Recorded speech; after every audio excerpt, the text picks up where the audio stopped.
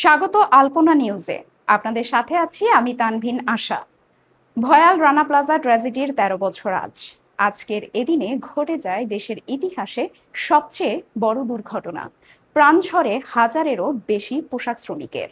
২০১৩ সালে ২৪শে এপ্রিল সকালে কোনো কিছু বুঝে ওঠার আগেই কয়েক হাজার শ্রমিক নিয়ে ধসে পড়ে সাভারের রানা প্লাজা।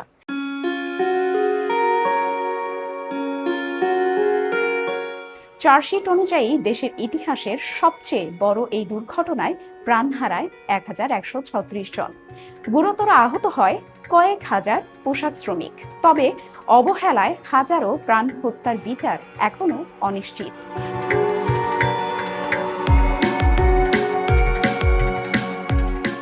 দেশের সর্বোচ্চ আদালতের আপিল বিভাগ ২০২৪ সালের জানুয়ারিতে ৬ মাসের মধ্যে মামলাটি শেষ করতে নির্দেশ দিলেও তাতে কর্ণপাত করেননি সাক্ষী, পুলিশ, বিচারক কেউই।